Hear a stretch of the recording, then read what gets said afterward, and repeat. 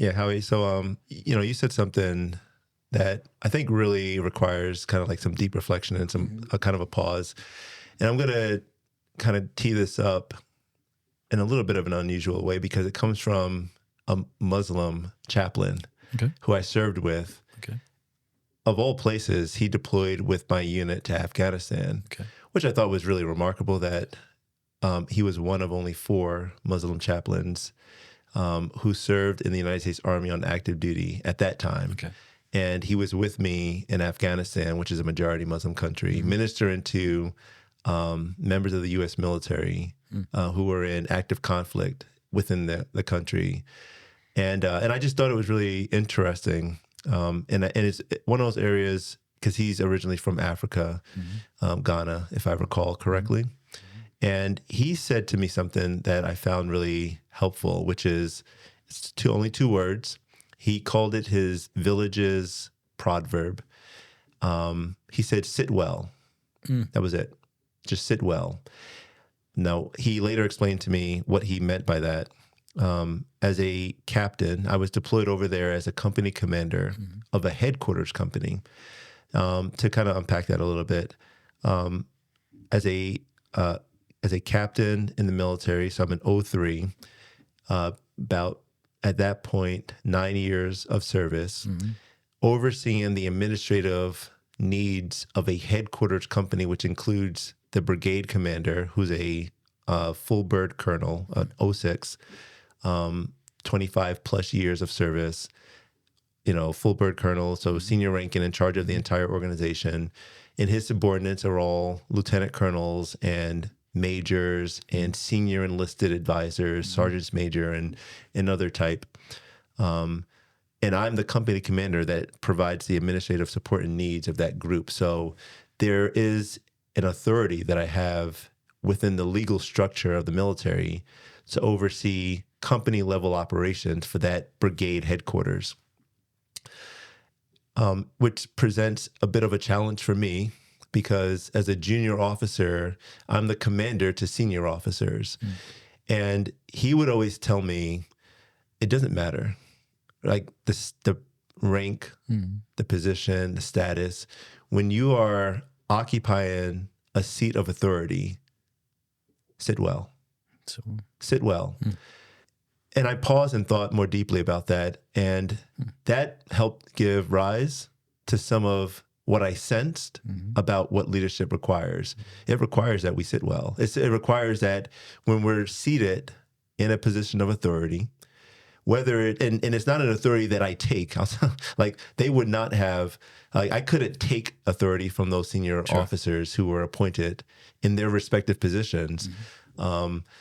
But there was a responsibility that I had, and there was a competency which I had earned and had trained and was skilled at, and that chaplain recognized perhaps maybe a bit of a tension in there Hmm. as he looked at the way that I administered my Yeah. authority Hmm. and the different requirements that I had. He would just come over and said, "Oh, Captain Pride, um, you know, here's a proverb from my African village. Hmm. When you're in a position of authority, just sit well, Hmm. sit well, and all will be okay." Yeah. There was a sense of like, so long as you do what's right, Hmm. so long as you are a leader of character, so long as you aspire to grow in virtue, Hmm. so long as you're humble, so long as you're obedient Hmm. to those who do, in fact, have something to share with you, you receive those goods and you're better for it. Yeah. It doesn't matter the position, it doesn't matter the responsibility. If you sit well, you can be elevated into greater degrees of excellence. Um, so you were talking about you can't take authority; you have to be given it.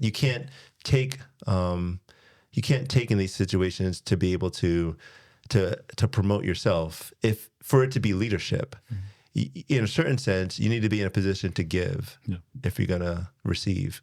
And so I really found that really helpful as you kind of went through some of the experiences that you shared. What do you think of this idea, sitting well? I like it. It makes me think of. It's funny. The first thought that came to mind is wearing a suit. And Yeah. it's like when you put a boy in a communion suit or something, or they the wedding, maybe a wedding's a better Yeah. example, and they're uncomfortable wearing a suit, and because they're not used to wearing the suit, Hmm. and it doesn't sit well, Yeah. right? Then they're not used to being in that Yeah. position, right?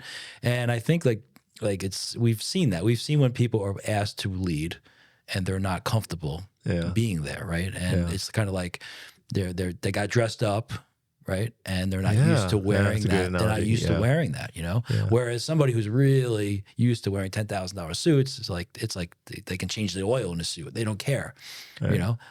because they're so comfortable in that spot. And I think, we have to have both, because the first time you are put into that position, right? You can't take it. The first time you're put in that position, you are the boy who's put the suit on for the first time, Yeah. right? And Yeah. and I think that's great leadership on his part, right? To come over and kind of, first of all, to sense it in you, and second, to not overcoach it. Yeah. There's The Inner Game of Tennis. It's a great Yeah. book. Great book. Great book. It's one of the first flow sports psychology books in Yeah. a game of tennis. And one of the opening parts in that Inner Game of Tennis is he talks about the coach who Yeah. overcoaches. They're always trying to solve something. Yeah. Control. And it's and I get that. There's times I do that. I see coaches do. I see teachers do that. You may do it with your kid, right? Whatever. right. And Yeah. then you're going to tell them one more thing about their batting stance because they didn't hit the ball, and sometimes you got to just sit well Yeah. Yeah. And and sometimes do letting, nothing. Yeah. They just, Sometimes it's letting pat them your on the back, and yeah, that's it. letting your kids sort of struggle. a Yeah, little bit. Yeah. it's hard. It's awkward, Yeah. but there it is. There's the control thing, because I think we want to solve, and I think that comes back to our point about the mystery. Mhm. I think if you're used to at least open to the idea, no, actually more than that. If you're in it, if you're in mystery, and if you're in paradox, you're more likely to sit well in that position, because you're not likely to control it. And I think that goes back to what our society is pushing, is so much control, right? So much, we can build we can cure any disease, Mhm. right? We can go anywhere. We can do all this technology. We can do anything. Yeah. So therefore, in my own life, I should be able to control, right? I should be able to control my child. Right. I should be able to control their friendships, versus guide them in their education, guide them in their friendships, guide them in their romantic choices. If Right. they come to you, hey, Dad, what do you think of Right. her? All right, okay, that's good. Right. But to try to control every aspect shows that the suit doesn't sit well.